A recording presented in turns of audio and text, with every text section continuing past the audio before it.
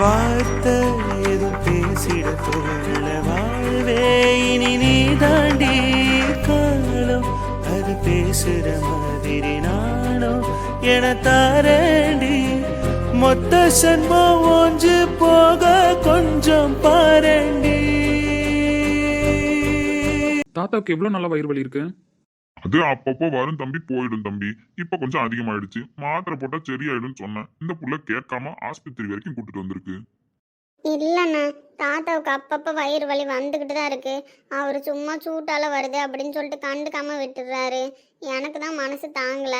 அண்ணா வந்தோடனே கூட்டிட்டு போறேண்ணா, நீ இருந்தா சொல்லுச்சு.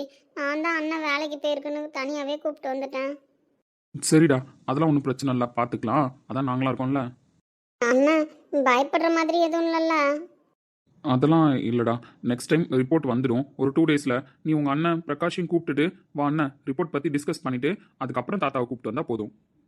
அண்ணா நீங்க பேசுறத பார்த்தா எனக்கு பயமால இருக்கு. நான் தான் சொல்கிறேன்ல, அதெல்லாம் ஒன்றும் இல்லை. நம்ம ஹாஸ்பிட்டல், நான் உன்னோட அண்ணன். அப்படி இருக்கும்போது தாத்தாவுக்கு பெரிய பிரச்சனை வந்தாலும் சரி, சின்ன பிரச்சனை வந்தாலும் சரி, தட்டி தூக்கிடலாம் அண்ணன். சரிண்ணா. தாத்தாவை கூப்பிட்டு போயிட்டு ரிசப்ஷனில் வெயிட் பண்ணு. நான் ப்ரிஸ்கிரிப்ஷன் வைஷுக்கிட்ட கொடுத்து அனுப்புகிறேன். சரிண்ணா, நீ கூப்பிட்டு போடி, நான் வரேன் பின்னாடியே.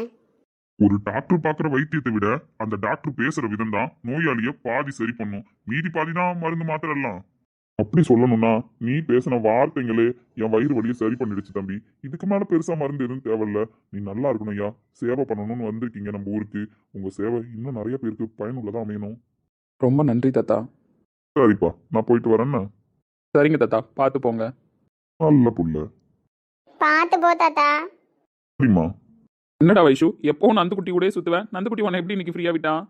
ஹாஸ்பிட்டல் போகணுன்னு பூமாரி வந்தானே. நம்ம ஹாஸ்பிட்டலுக்கு போகணுன்னு வேற சொன்னாலா, அண்ணன் வேற இல்லை தனியாக போகணும் அப்படின்னா, அதான் நான் கூட வந்தேன். சரி சரிடா, எங்கள் அடுத்தது வீட்டுக்கு தானே? ஆமாண்ணே, பூமாரி கூட அவங்க வீட்டுக்கு போயிட்டு அப்படியே நம்ம வீட்டுக்கு போக வேண்டியதான். ஆத்தாவுக்கு என்னென்ன பிரச்சனை? ஆமாம், நீ பார்க்குற பார்வையே சரியில்லையடா. ஏதாவது ப்ராப்ளமா? ப்ராப்ளம் வந்தால் தானே ஹாஸ்பிட்டல் வருவாங்க. ஸோ ப்ராப்ளம் தான். டேய், என்ன பிரச்சனைன்னு கேட்டா ஏன்டா குழப்புறேன்? டேய், தாத்தாவுக்கு 55+. ஸோ இப்போது வயிறு வலி சிம்டம்ஸ் இதெல்லாம் வச்சு பார்த்தா மேபி கிட்னி ஸ்டோன் வந்திருக்கணும்னு நினைக்கிறேன். தாத்தா கூட யாருமே வரல. சின்ன பொண்ணுடா பூமாரி, அவகிட்ட சொன்னா பயப்படுவாள்ல. யூரின் டெஸ்ட், பிளட் டெஸ்ட் எல்லாம் எடுத்துட்டியா? ஸ்கேன் ஆல்சோ எடுத்தாச்சு. ரிப்போர்ட் 1/2 hourல கிடச்சிரும் நம்ம லேப்ல இருக்கிறதுனால. ஆனால் தேவையில்லாமல் அவளை பயமுறுத்த வேணான்றதுனால தான் இப்போதைக்கு ஸ்கிப் பண்ணி அனுப்பிட்டேன். அவங்க அண்ணனை காண்டாக்ட் பண்ண முடியுமாடா? பண்ணலாம். பிரகாஷ் நம்பர் என்கிட்ட இருக்கு, நான் கால் பண்ணி வர சொல்கிறேன். சரி, ஓகே, வர சொல்லு. ஃபர்தர் டீட்டெயில்ஸ் அவங்ககிட்ட பேசிக்கலாம். அதுவும் இல்லாமல் உனக்கே தெரியும், நீயும் நானும் கார்டியாலஜிஸ்ட் தான். இதுக்கான பெஸ்ட் சொல்யூஷன் கொடுக்க முடியும் அப்படின்னா ஜெகன் ஊர்லேருந்து வந்தால் தான் முடியும். ஜெகன் தான் நாளைக்கு வந்துடுவான்ல? ஆமாண்டா, வந்துடுவான். ஸோ வந்துடுறேன்னு சொல்லிட்டு தானே போயிருக்கான். நான் திரும்ப காண்டாக்ட் பண்ணுறேன். இங்கே பாரு வைஷு, நீ சின்ன பொண்ணாக இருந்தாலும் ஸோ நீ இதை அக்செப்ட் பண்ணிக்கிட்டு மனசுலேயே வச்சுப்ப அப்படின்றதுனால தான் சொல்லியிருக்கோம். உன் ஃப்ரெண்டுன்றதுனால அவசரப்பட்டு அவகிட்ட எதுவும் டிஸ்கஸ் பண்ணாத. எதுவாக இருந்தாலும் அவங்க பிரதர் கிட்ட பேசிக்கலாம். இப்போதைக்கு அவகிட்ட ஒன்றும் ப்ராப்ளம் இல்லை, பார்த்துக்கலாம். ரிப்போர்ட் இப்போதைக்கு வராதான் அப்படின்னு மட்டும் சொல்லிடு, ஓகேவா? அண்ணா நீங்கள் யாரும் ட்ரீட்மெண்ட் பார்க்க முடியாதா? ஜெகன் அண்ணன் தான் வரணுமா? ஆமாண்டா, இப்போ தானே சொன்னோம், நாங்கள் 2 பேரும் கார்டியாலஜிஸ்ட் தான். ஸோ அதுக்கான ஸ்பெஷல் ட்ரீட்மெண்ட் நாங்கள் கொடுக்கலாம். ஸோ இந்த மாதிரி பிரச்சனைக்கு நாங்கள் ஃபர்ஸ்ட் எய்ட் மாதிரி ட்ரீட்மெண்ட் தான் பண்ணலாமே தவிர பெஸ்ட் சொல்யூஷன் ஸோ இதை படித்தவங்க தான் கொடுக்கலாம். நியூப்ராலஜிஸ்ட். ஸோ ஜெகன் தான் இதுக்கான ஸ்பெஷலிஸ்ட். அவன் வந்தால் தான் தாத்தாவுக்கு இன்னும் பெஸ்ட் சொல்யூஷன் கொடுக்கலாம். அண்ணா ஆப்ரேஷன் அந்த மாதிரிலாம் போகாதுல்ல? இல்லைடா, எனக்கு தெரிஞ்சு ஸ்டார்டிங் ஸ்டேஜ்னு தான் நினைக்கிறேன். ஆப்ரேஷன் லெவலுக்கு போகாது. அதுவும் இல்லாமல் தாத்தாவுக்கு 55+. ஸோ ஆப்ரேஷன் செட் ஆகவும் ஆகாது. அதனால் அவன் ஸ்பெஷலிஸ்ட் தான், அவன் பார்த்துப்பான். ஒன்றும் பிரச்சனை கிடையாது. அவன் தான் 2 டேஸில் வந்துடுவான்ல. ரிப்போர்ட் வந்ததும் அவனை வச்சு பேசி என்னென்னு முடிவு எடுத்துடலாம். சரிண்ணா, அப்போ நான் அவகிட்ட எதுவும் சொல்லலை. நீங்கள் ஆனால் பார்த்துக்கோங்க. அவங்க வீட்டில் அவங்க தாத்தானா எல்லாருக்குமே பிடிக்கும். அவளுக்கு ரொம்ப ரொம்ப பிடிக்கும். அதனால தான் அவளே அவங்க தாத்தா கொண்டு கூப்பிட்டு ஓடி வந்திருக்கா, அவங்க வீட்டில் யாருக்கும் வெயிட் பண்ணாமல். சரிடாம்மா, அண்ணனுங்களா இருக்கோம்ல, பார்த்துக்குறோம். அதுவும் எங்கள் தங்கச்சிக்கு ஃப்ரெண்டு வேறு. இன்னும் ஸ்பெஷல் ட்ரீட்மெண்ட்டாக பார்த்துட மாட்டோமா? ஒன்றும் பிரச்சனை கிடையாது, பார்த்துக்கலாம். அப்புறம் விஷயமா மாப்பிள்ளை ஏதாவது கால் பண்ணாரா? போனேன், நானே ஜாலியாக நந்துக்குட்டி வீடுன்னு சுற்றிட்டு இருக்கேன். தேவையில்லாமல் கல்யாணத்தை முடிவு பண்ணிவிட்டு அவர்கிட்ட வேற பேசணுமா? அவரும் அப்படி தான் சொன்னார், ஃபோன் பண்ணுவேன் எடுக்கணும் அப்படின்லாம். என்னால் முடியாது. இது வரைக்கும் சீனியர் கிளாஸ் எடுத்தார், நான் கிளாஸ் அட்டன் பண்ணேன், அவ்வளோதான். மற்றபடிலாம் ஃபோன்லாம் பேச முடியாது. அதெல்லாம் நம்மளுக்கு செட் ஆகாது. நானே பூமாரி வீட்டுக்கு போய் நந்துக்குட்டியை பார்த்துட்டு விளையாட தான் போகணும். தேவையில்லாதெல்லாம் என்னால் ஃபோன் பேச முடியாது. மாப்பிள்ளை ஃபோன் பண்ணால் கூட நான் எடுக்கிறதா இல்லை. கஷ்டம் தான் போல.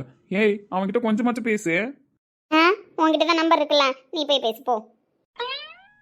நான் பேசி என்னடா இஷ்யூ பண்ண போறேன்? நீ பேசினா தானே நீங்க 2 பேரும் புரிஞ்சுக்க முடியும். மேரேஜ்க்குள்ள ஒரு அண்டர்ஸ்டாண்டிங்க்கு வர முடியும். அதெல்லாம் ஒரு அண்டர்ஸ்டாண்டிங்க்கு இப்போதைக்கு வர தேவையில்ல. நானே ஒரு மாதம் செமஸ்டர் லீவு ஜாலியாக இருக்கலாம்னு பார்த்தா தேவையில்லாமல் சிக்க வச்சுட்டீங்க. சரி நான் தான் ஒத்துக்கிட்டேன்ல, அதையும் தாண்டி ஃபோன் பேசு, அப்படி பேசு இப்படி பேசுலாம் சொன்னீங்கன்னு வச்சுக்கோங்களேன், அப்புறம் கல்யாணம் வேணான்னு சொல்லிடுவேன் பார்த்துக்கேன். வைஷு அந்த அளவுக்குலாம் போகாத. இப்போதைக்கு நீ போய் பூமாரிய பாருன்னு அந்த டாபிக் அப்புறமா பேசிக்கலாம். நீ கிளம்புடா. சரிண்ணா, நான் போயிட்டு வரேன். ஃபோன் பேசணுமா? ஃபோனு அவர் ஃபோன் பண்ணுவேன்னு சொல்லிட்டு போனதுலேருந்து ஃபோனை சைலண்ட்ல போட்டு வச்சுருக்கேன். வந்தாலும் தான் யாருக்கும் தெரியாதே. ஃபோன் பேசணுமா? அதெல்லாம் முடியாது.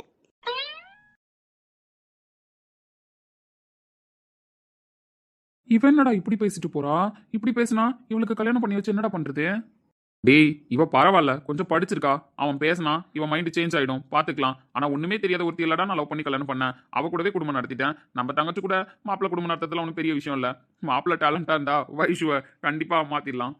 உண்மைதான். இவளை ஃபேமிலிக்குள்ளே வச்சு நம்ம எல்லாரும் பாசமா பார்த்ததுனால இவ அடுத்து யாரை பத்தி யோசிக்க மாட்டான்னு நினைக்கிறேன்.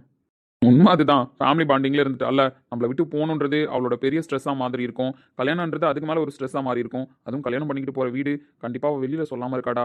அவள் மனசில் கண்டிப்பாக ஏதாவது ஒரு கஷ்டம் இருக்கும்.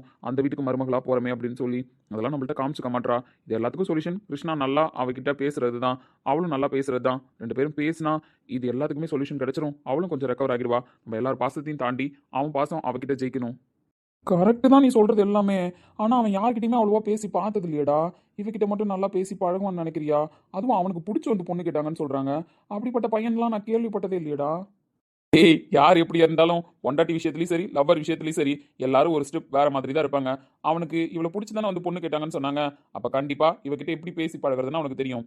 யார்கிட்டயுமே அவ்வளவா பேசாம இருந்தாலும் கல்யாணம் பண்ணிக்க போற பொண்ணுகிட்ட எல்லாரும் நல்லா தான் பேசுவாங்க. எது ஃபீல் பண்ணாத, பாத்துக்கலாம் போக போக. சரி பாப்போம். ஆமா, நீ என்ன ட்ரெஸ்லாம் சேஞ்ச் பண்ணிட்டு இருக்க? எங்க கிளம்பிட்டேன்? ஓபிலாம் முடிச்சிட்டேன். இதுக்கப்புறம் ஒரு சில கேசஸ்லாம் இருக்கு. அஜய் வினவும் பாத்துக்கிறேன்னு சொல்லிட்டாங்க. இங்க ஹாஸ்பிட்டல்ல ஒருத்திக்கு ஜாப்லாம் போட்டு கொடுத்து உட்கார வச்சிருக்கமே, அவ இன்னைக்கு லீவு தெரியுமா? டீனிட்டியவா சொல்றேன். ஆமா, என்ன அவ இஷ்டத்துக்கு வந்துட்டு போறதுக்கு என்ன? இது அவ மாமியார் வீடா? ஹாஸ்பிட்டல்ல ஒர்க் பண்றான்னு அவ முடிவு பண்ணதுக்கு அப்புறம் ஒழுங்கா இருக்கணும். தேவையில்லாம அவ இஷ்டத்துக்குலாம் பண்ணக்கூடாது. அவளோட வெள்ளாட்டு தனத்தை இதுல காட்டக்கூடாது. அவளை பார்க்க போறதுக்கு இப்போ உனக்கு ரீசன் வேணும். அதுக்கு தானே இதெல்லாம் கிரியேட் பண்ணிட்டு இருக்கேன். அப்படிலாம் ஒன்றும் கிடையாது. நான் அவளை பார்க்கணும்லாம் எதுவும் ஆசைப்படல. நீனும் தேவையில்லாமல் இப்படிலாம் பேசிட்டு இருக்காத. நைட்டே நீ அன்பழகியை பார்க்க போகணுன்னா அதனால தான் உனக்காக தான் இந்த முடிவு கூட. நீ அன்பழகி அப்படியே பார்த்த மாதிரி இருக்கும். நானும் அவளை ஏன்டி வேலைக்கு வரலன்னு கேட்ட மாதிரி இருக்கும். அதனால வா 2 பேரும் போயிட்டு வந்துடலாம் ஆர்ல வீட்டுக்கு. கொஞ்சம் தொடச்சுக்கண்ண அப்பட்டமா தெரியுது. சீப்பேன் வந்து தொலைகிறேன். என்ன பண்ணுறது? நானும் என் பொண்டாட்டி நைட்டு பார்க்க வேற போல. மார்னிங்லேருந்து ஃபோன் பண்ணுற எடுக்க மாட்டா. அதனால போய் பார்த்தா தான் சரி வரும்னு நினைக்கிறேன். வா கையோட போய் பார்த்துட்டு வந்துடுவோம். ஆனால் என் டிபார்ட்மெண்ட்குள்ளே நீ வரக்கூடாது, உன் டிபார்ட்மெண்ட்குள்ளே நான் வர மாட்டேன். தனியாகவே அடி வாங்கி போனேன். நான் எதுக்கு அடி வாங்குறேன்? நான் அவளுக்கு யாரு? அப்படி இருக்கும்போது நான் எதுக்கு அடி வாங்கணும்? அதெல்லாம் நான் அடி வாங்க மாட்டேன். உனக்கு கல்யாணம் ஆயிடுச்சு, தலையெழுத்து. நீ வேணா அடி வாங்கு, நான்லாம் அடி வாங்க மாட்டேன். ஹோ, அப்படி கல்யாணம் ஆயிடுச்சு, நாங்கள் அடி வாங்க போகிறோம். கரெக்டு தான். ஆனால் உங்களுக்கு தான் கொஞ்சம் நல்லா கல்யாணம் ஆக போதே. அந்த பொண்ணை பிடிக்கல. ஆனால் அந்த பொண்ணு கூட நிச்சயதார்த்தம் பண்ண போற, கல்யாணம் பண்ண போற. ஆனால் அவளை உனக்கு பிடிக்கல. ஆமாண்டா, அவளை ஒரு காலத்தில் லவ் பண்ண.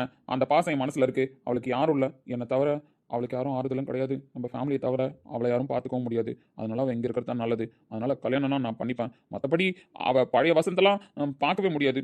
பழைய வசந்தெல்லாம் ஸ்ரீநீதியை லவ் பண்ண மாதிரிலாம் இருக்க மாட்டான். சரி. ஆனால் என்னைக்காவது ஒரு நாள் பார்த்துட்டு அந்த வசந்தை அன்னைக்கு என்கிட்ட இருக்கு. செருப்படி செம்மையா இருக்குன்னு வாயை மூடுங்க டாக்டரே. போய் யூனிஃபார்மை மாத்திட்டு வாங்க. பாரு போய் தோலை. டேய், இந்த கல்லை வச்சு என்னடா பண்ணணும் மணி? ஏக்கா, ஆனா எங்க அன்பழகி போயிடுச்சுன்னு நாங்க எவ்வளவு வருத்தப்பட்டு கடந்தோம் தெரியுமா? அந்த குறையெல்லாம் தீக்கிறதுக்கு அன்பழகி வீட்டுக்கு நீ வந்துட்ட. நீ வந்தப்ப கூட கொஞ்சம் உண்மை நந்தியா எங்க கூட எல்லாம் எப்படி பேசி பழகுன்னு நாங்க யோசனையில இருந்தோம். ஆனா நீ எங்களுக்கே டஃப் கொடுக்கற மாதிரி இருக்க தெரியுமா? ஆமாக்கா, உன் கூட விளையாடுறது இன்னும் ஜாலியா இருக்கு தெரியுமா? எங்களுக்கு ஈக்குவலா பேசுற எங்க அன்பழகிக்கு கூட அவ்வளவு விவரம் கிடையாது. ஏலே மணி, லில்லி, நான் கொஞ்ச நாள் இல்லைன்னொன்னே இந்த அக்கா வந்துட்டாங்கன்னொன்னே அப்படியே என்ன மறந்துட்டீங்களா? ஏன் அன்பழகி, உன்னை யாராவது மறக்க முடியுமா? மறக்கக்கூடிய ஆளா நீனு? உன் கூட விளையாண்டுட்டு கிடந்தா இந்த திட்டு திப்புன்னு கல்யாணம் பண்ணிக்கிட்டு போயிட்ட. அதான் நாங்களாம் ரொம்ப சோகமா இருந்தோம் தெரியுமா? பெரிய வீட்டுக்கும் வர முடியல, நிறைய ஏதோ பிரச்சனை போய்கிட்டு இருக்குன்னு போகக்கூடாதுன்னுட்டாங்க எங்க அம்மாலாம். அதனால உன்னை வந்து பார்க்கவும் முடியல. நாங்களே ரொம்ப व्यसனப்பட்டு போயிருந்தோம். அப்பதான் இந்த அக்கா வந்துச்சா, அதுக்கப்புறம் தான் நாங்க கொஞ்சம் ஜாலி ஆயிட்டோம். எல்லா பிரச்சனையும் இப்ப சரி ஆயிடுச்சு. இனிமேல் நீங்களாம் வாங்க, நான் வரலன்றதுக்காக என்ன மறந்துட்டுலாம் இருக்க கூடாதுண்ணா. அதெல்லாம் நாங்க மறக்க மாட்டோம் அன்பழகி. நீ ஒண்ணு வேசனப்படாத. இங்கேலே இந்த கல்லை வச்சு என்னடா பண்ணணும் அதை சொல்லுங்கடா. ஏக்கா நீ ஆஸ்பத்திரி போலையா? போல. சரசக்கா நல்லா இருக்கியா? நல்லா இருக்கேன். எங்க நல்லா இருக்கேன்? நான் ஒரு வீணா போனவனெல்லாம் கட்டி வச்சிருக்கேன். எங்க நல்லா இருக்கிறதுக்கு? ஏன்க்கா அண்ணன் ஏதாவது பிரச்சனை பண்ணிச்சா? ஆமா நீ எதுக்கு இப்போ விளக்கு மாத்தோட நின்றுக்கிட்டு இருக்க? வெளியூருக்கு வேலைக்கு போயிருந்தான் அன்பழகி. 2 நாள்ல வரேன்னு சொன்னான். 4 நாள் ஆச்சு போய் ஆளை காணமேன்னு ஃபோன் அடிச்சா. நேற்று நைட்டே வரேன்னா ஆனா வரல. இன்னைக்கு காலையில வரைக்கும் பார்த்துக்கிட்டு இருக்கேன், ஆளை காணோம். இப்பதான் ஃபோன் போட்டேன், பஸ் ஸ்டாண்ட்ல இறங்கிட்டேன், நடந்து வீட்டுக்கு தான் வந்துகிட்டு இருக்கான்னா. அதான் வரட்டும்னு வர்றவனை வரவே இருக்கிறதுக்கு விளக்க மாத்தோட நிக்கிறேன் வீட்டு வாசல்ல. என்ன மச்சான் எல்லாரும் வெப்பன்ஸோட இருக்காங்க? அந்த சரோஜக்கா நல்லா பேசுண்டா. ஏதோ புருஷன் மேல கோவமா இருக்குன்னு நினைக்கிறேன். அதான் விளக்கமாத்தோட நிக்குது. புருஷன் மேல கோவமா இருக்கு, விளக்கமாத்தோட நிக்குதா? டேய் ஏற்கனவே என் பொண்டாட்டி அந்த அக்காட்ட பேசி தாண்டா ட்ரைனிங் எடுத்துட்டு வந்து இப்பெல்லாம் கோவப்படுறா. இன்னைக்கு என்னன்னா அந்த அக்கா புருஷன் மேல இருக்கிற கோவத்துல விளக்கமாத்த எடுத்துட்டு நிக்குதுங்கிற. ஐயோ இன்னைக்கு எதை கத்துட்டு வர போறான்னு தெரியலையே. ஏக்கா போன இடத்துல வேலை முன்ன பின்ன ஆயிருக்கும், அதனால அண்ணன் லேட்டா வருவாரு. அதுக்கு விளக்க மாத்த தூக்கி வச்சுக்கிட்டா நிப்பேன். முன்ன பின்ன ஆயிருக்குமா? இவெல்லாம் பொய் சொல்றான் தெரியுதா? கல்யாணம் ஆயிடுச்சுன்னா பொய் தான் சொல்லுவானுங்க. வேலைலாம் முன்ன பின்ன ஆகாது. வீட்டுக்கு போனா தேவையில்லாத இவன் முகரக்கட்டையை பார்க்கணுமேனு இவனுங்க லேட்டா வருவானுங்க. எவனா இருந்தாலும் கல்யாணம் ஆகி கொஞ்ச நாள் தான். ஆசை 60 நாள், மோகம் 30 நாள். அது முடிஞ்சு போச்சு அப்படின்னா எவனும் பொண்டாட்டியை மதிக்க மாட்டான். பொய் சொல்லிக்கிட்டு தான் தெரியுமா? அவன் கூப்பிட்றான், இவன் கூப்பிட்றான், இங்கே வேலை இருக்கு அங்கே வேலை இருக்குன்னு சொல்லி நம்மள அவாய்ட் பண்றதுக்கு தான் நினைக்கிறானுங்க. ஏன்க்கா உண்மையாவா? எல்லாம் முடிகிற வரைக்கும் தான் பாசமா இருப்பாங்களோ? எல்லாம் முடிஞ்சதுக்கு அப்புறம் பாசமா இருக்க மாட்டாங்களோ? ஆமா அன்பழகி, நீ எல்லாரும் அப்படிதான். நீ எல்லா ஆம்பளைங்களும் அப்படிதான்.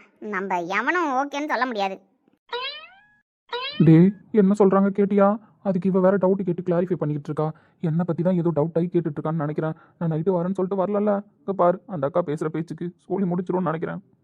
டேய் அன்பு மாமா ஒன்றும் அப்படிலாம் கிடையாது. விவரம் இல்லாதவ தான். ஆனா அவனை புரிஞ்சுக்காமலாம் இருக்க மாட்டா. அவ புரிஞ்சுப்பான்.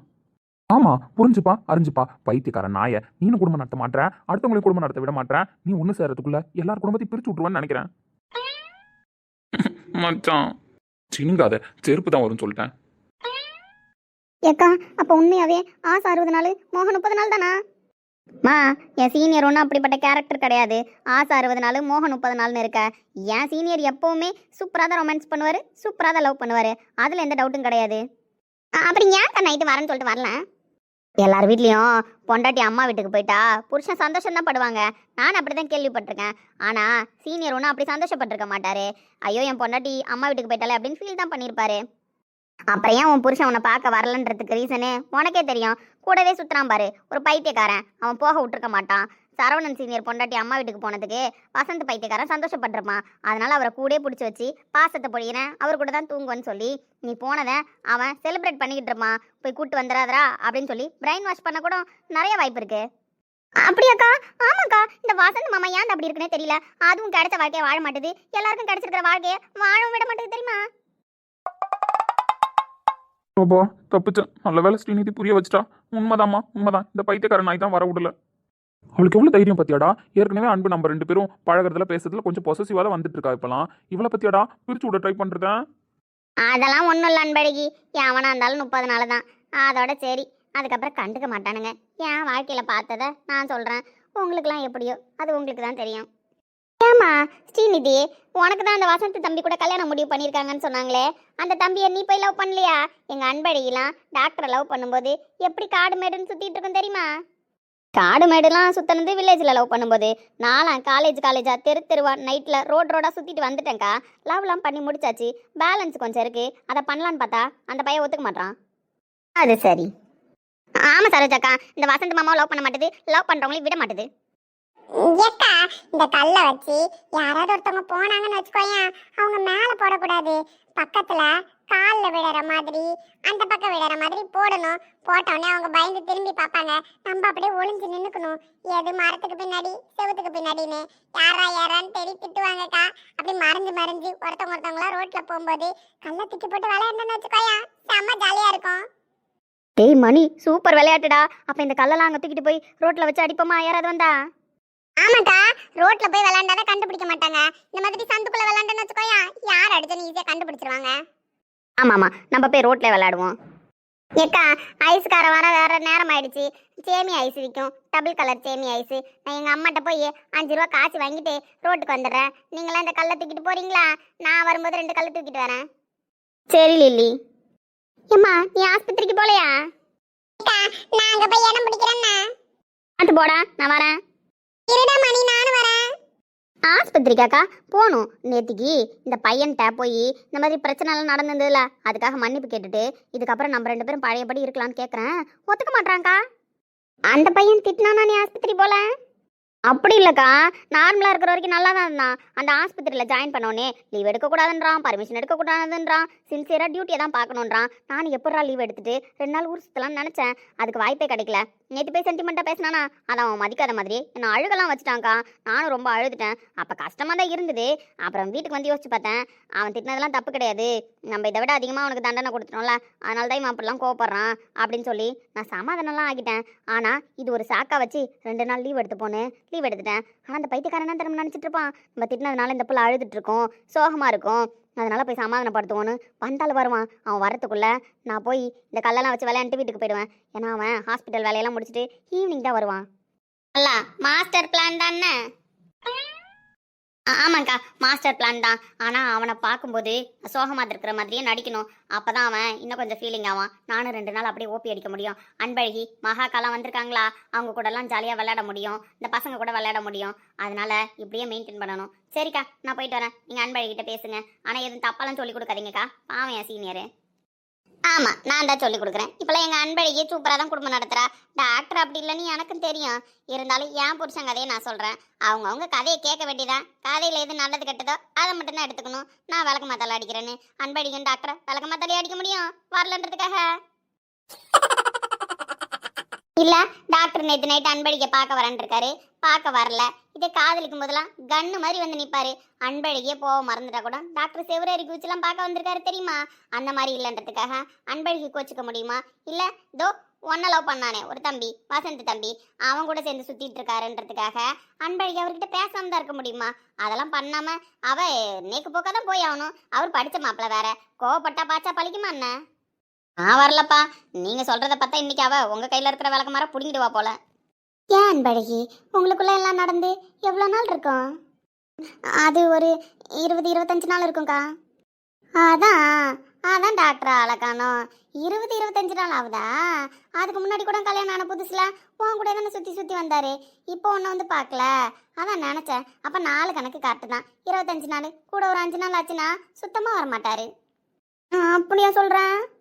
அட ஆமாம் அன்பழகி, இதெல்லாம் நடந்து முடிச்சிட்டாலே புருஷன் பொண்டாட்டியை கண்டுக்கிறதுல கொஞ்சம் கவனக்குறைவாக தான் இருப்பாங்க. நம்ம தான் சூதானமாக இருந்து பழச்சிக்கணும். டாக்டர் வந்தால் என்ன ஏதுன்னு ஒரு லேட்டு கேளு, இல்லை ஃபோன் பட்டாச்சு கேளு. அக்கா உன் சொல்லியும் முடிச்சு விட்டுருச்சுடா. எனக்கு தெரிஞ்ச அக்கா கையில் இருக்கிற விளக்கமாற அன்பழகி வாங்கிட்டு வந்தான்னு நினைக்கிறேன். நீ அடி வாங்குறத பார்க்குற மனசு எனக்கு இல்லை மச்சான். நீ தனியாகவே அடி வாங்கு. அந்த பைத்தியக்காரி செங்கலை தூக்கிட்டு இங்கே போயிருக்கா. நான் அவளை போய் என்னன்னு பார்த்துட்டு வரேன். பைத்தியக்காரன் நாய இப்போ எப்படி போய் சமாளிக்க போறேன்னு தெரில. டாக்டரா இருந்துட்டு விளக்கு மாத்தடிலாம் வாங்கினா நல்லாவாடா இருக்கும். நான் போறேன் மச்சான். டேய் போயிட்டான் பைத்தியக்காரன். இப்போ எப்படி போய் சமாளிக்க போறேன்னு தெரியலையே.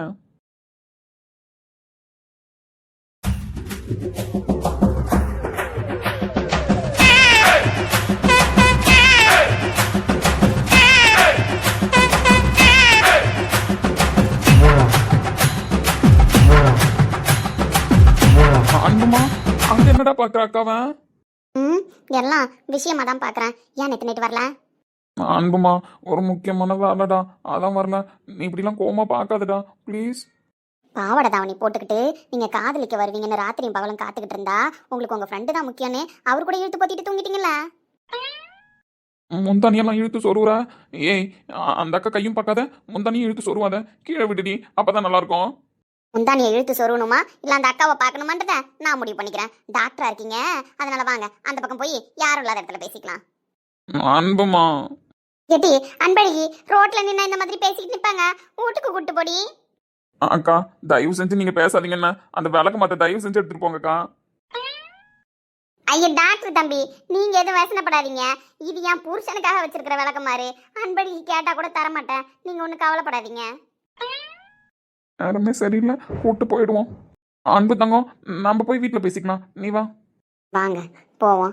சரசக்கா, நான் போயிட்டு அப்புறமா வந்து உன்னை பார்க்குறேன்.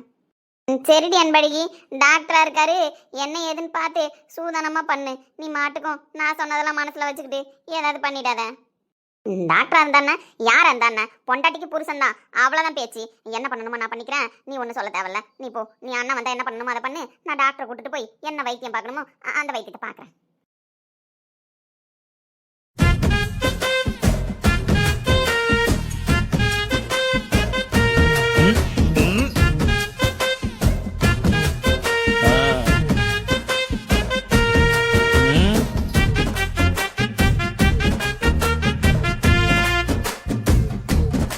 டி கிருஷ்ணா சீனியரே கவுத்துட்ட போலையே. நான் ஒன்றும் யாரையும் கவுக்கல.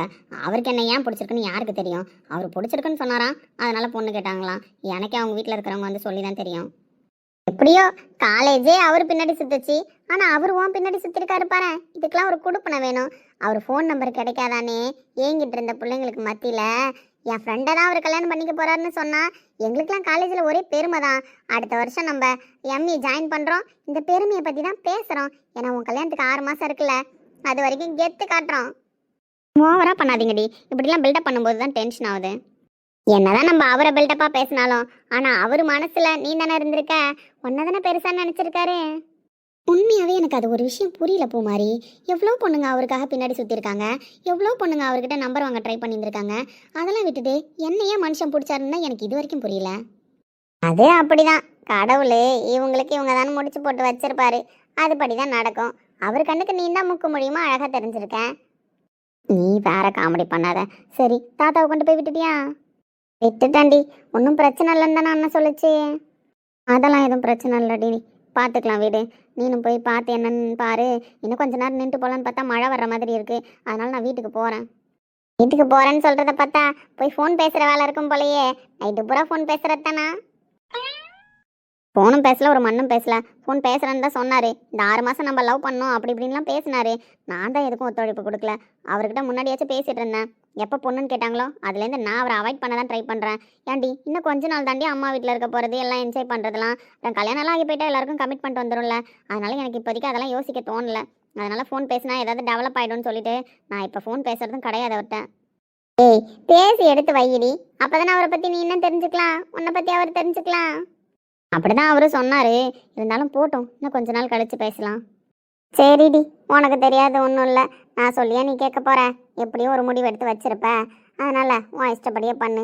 நீ சொல்கிற மாதிரி மழை வர மாதிரி இருக்கு, நீ கிளம்பு. அப்புறமா வீட்டுக்கு வாடி. லீவ் தான் விட்டுட்டாங்களேன்னு வராமல் இருக்காத. கல்யாண ஃபங்க்ஷன்லாம் ஸ்டார்ட் ஆக போதில்ல, அதனால நீ அப்பப்போ வீட்டுக்கு வா. ம் சரிடி, வரேன். அப்போ நான் போயிட்டு வரட்டா? மழை வர்ற மாதிரி இருக்கு, வீட்டுக்கு போகலான்னு பார்த்தா இந்த பட்டர்ஃப்ளையை பார்த்தோன்னே பார்த்துக்கிட்டே இருக்கணும்ல தோணுது.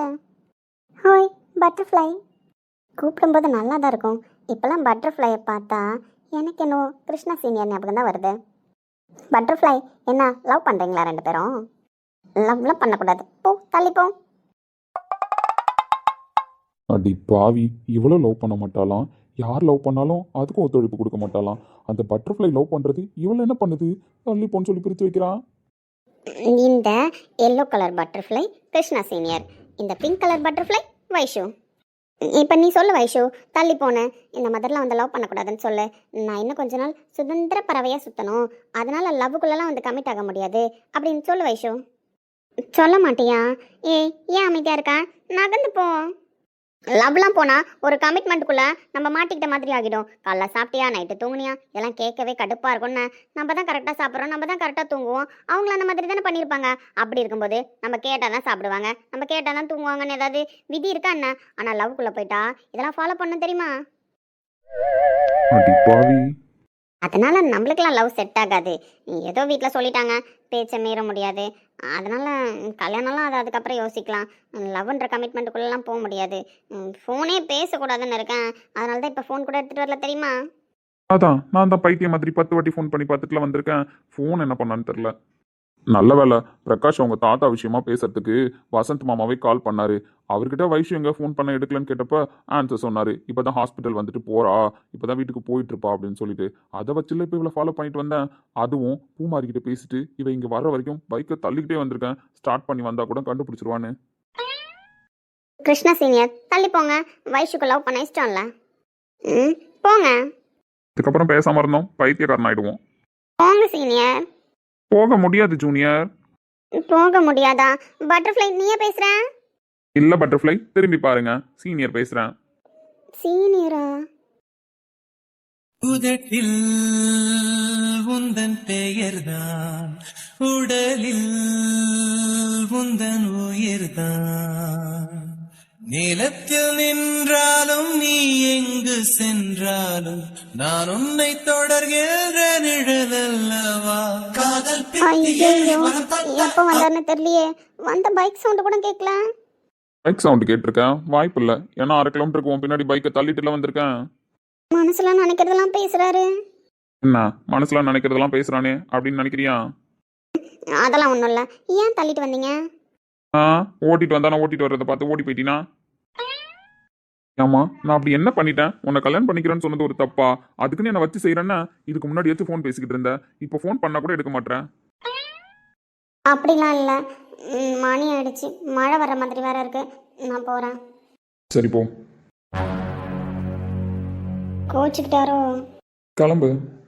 இல்லை, அது வந்து கிளம்பு வைஷு. எந்த கமிட்மெண்ட்டுக்குள்ளேயும் நீ வர வேணாம். உனக்கு மேரேஜ் பிடிக்கலன்னா கூட சொல்லிடு, நானா நிப்பாட்டிடுறேன். ஆனால் இப்படி அவாய்ட் பண்ணி என்னை கொல்லாத. இல்லை, அவாய்ட் பண்ணணும்லாம் இல்லை.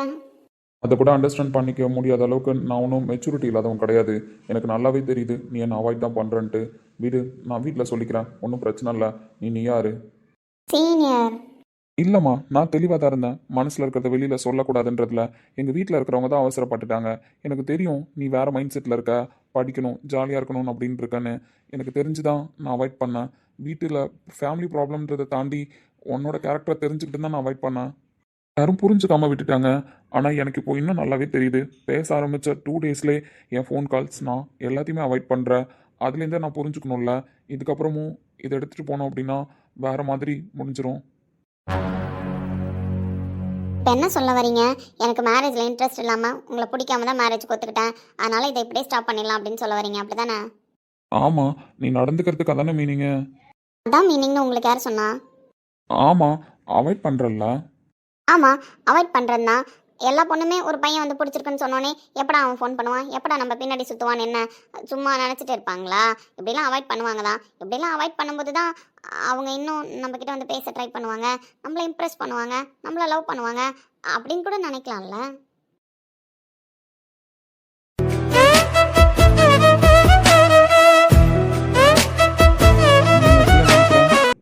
நான் அப்படியே நினைக்கலாம்ல. நீங்கள் என்னை இம்ப்ரெஸ் பண்ணுங்கள், லவ் பண்ண வைங்க. ஆனால் நார்மலாக இருக்கிற பொண்ணை லவ் பண்ண வைக்கிறத விட என்ன லவ் பண்ண வைக்கிறது கஷ்டம்தான். ஏன்னா எனக்கு என் பிரதர், சிஸ்டர், ஃபேமிலி இதெல்லாம் தாண்டி தான் நீங்கள். அவங்க எல்லாரையும் மீறி உங்கள் லவ் நிற்கணும் அப்படின்னா கொஞ்சம் கஷ்டப்பட்டு தான் ஆகணும். அதெல்லாம் கஷ்டப்படாமல் நீங்கள் மாட்டுக்கும் 2 நாளே ஃபோன் பண்ண எடுக்கல, உன்னை அவாய்ட் பண்ணுறேன், நீ என்னை அவாய்ட் பண்ணுற அப்படின்லாம் பேசினா ஒன்றும் பண்ண முடியாது. அட்ட டியூப்லைட் மண்டையா, இவன் என்ன நினைக்கிறான்றதை புரிஞ்சுக்காம நம்ம மாட்டுக்கும் பேசிட்டோமே. ஒரு பொண்ணு இன்னும் ஒழுங்காக புரிஞ்சுக்க தெரியல, அதுக்குள்ளே பிரேக்கப் ரேஞ்சுக்கு போயிடுச்சு. கொஞ்சம் ஓவராக தான் பேசிட்டோமோ? இப்போ கூட ஓவராக தான் பேசியிருக்கீங்க. இதுக்கு கூட நீங்கள் இப்போ சமாதானப்படுத்த வேண்டியது தான் வரும். இல்லை, அவசரப்பட்டுட்டேன்ல. ரொம்பவே. என்ன பண்ணுறது? சமாதானப்படுத்தணும். அது எப்படின்னு என்கிட்ட கேட்காதீங்க, எனக்கும் தெரியாது. சமாதானமா படுத்திடலாம். சரி, 1 கிலோமீட்டருக்கு இங்கேயே நின்று பேசுகிறேன், கிட்ட வந்து பேசலாமா? இதுக்கெல்லாம் பர்மிஷன் கேட்டால் என்ன பண்ணுறது? சரியான டியூப் லைட்டாக தான் இருப்பார் போல். இவர் நம்மளை லவ் பண்ண போகிறாரா இல்லை நம்ம இவருக்கு லவ் கற்றுக் கொடுக்க போகிறோமான்னு தெரியலையே. வைத்தியக்காரா, இதுக்கெல்லாம் பர்மிஷனாடா கேட்பாங்க? கிட்ட போடா, அவள் பார்க்குற பார்வையிலே புரியலையா? புரியலையா டியூப் லைட்டுக்கு? அதுக்கு என்ன இவ்வளோ கிட்ட வந்து நிற்கிறீங்க? ஏய், இதுக்கு முன்னாடி 1 கிலோமீட்டர் டிஸ்டன்ஸ்லாம் நின்ன, இப்போ 6 கிலோமீட்டர் டிஸ்டன்ஸ்லாம் நின்றுட்டு இருக்கேன். நம்ம ஊரில் யாராவது பார்த்தாங்கன்னா என்ன நினைப்பாங்க? கிளைமேட் மழை வர்ற மாதிரி இருக்கு, அவங்க வேலையை தான் பார்ப்பாங்க. அதுவும் இந்த ஸ்ட்ரீட் பக்கம்லாம் அவ்வளோவா யாரும் வரமாட்டாங்க. அதான் நானும் சொல்கிறேன், கிளைமேட் வேறு மழை வர மாதிரி இருக்குல்ல, அதனால நான் போட்டுமா? வேணாம், திரும்ப ஃபர்ஸ்ட்லேருந்து ஆரம்பிக்காத, அப்புறம் நான் போன்னு தான் சொல்லுவேன். என்ன இப்படி பார்க்குறாரு? வைஷு, உங்ககிட்ட பேசணும்னு கால் பண்ணேன், நீ எடுக்கல. அதுக்கப்புறம் உங்கள் அண்ணன் பிரகாஷ் அவங்க தாத்தா விஷயமா பேசுறதுக்கு கால் பண்ணாரு. அப்போ தான் சொன்னார் நீ பூமாரி கூட வந்த ஹாஸ்பிட்டலுக்கு போயிட்டுருக்கன்ட்டு. அதை வச்சு தான் நான் இப்போ உன்னை பார்க்க வந்தேன் தெரியுமா? சாரி, இதுக்கப்புறம் ஃபோன் எடுக்காமல் இருக்க மாட்டேன்.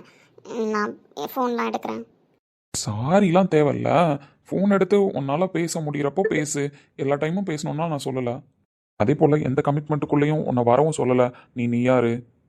எப்போவுமே ஒரு மேரேஜ் லைஃப்பில் ஒரு பொண்ணு அவளாக இருப்பா அப்படின்னு நம்பிக்கை வந்தால் மட்டும்தான் ஆப்போசிட்டில் இருக்கிற பர்சன் கூட அவள் வாழ முடியும்.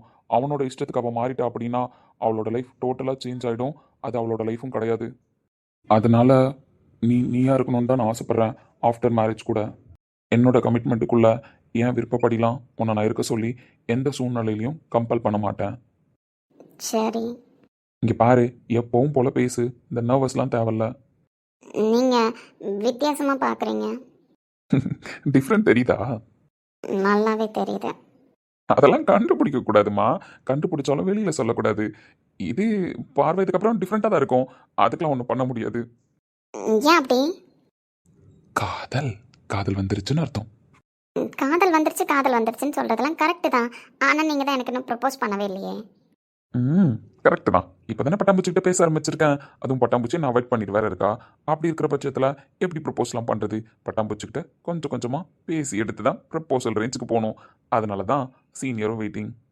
இப்போ கூட சீனியர் பட்டாம்பூச்சிக்கு ஒரு கிஃப்ட் கொடுக்க தான் வந்தார். கிஃப்டா? இப்போ எதுக்கு கிஃப்ட்டு?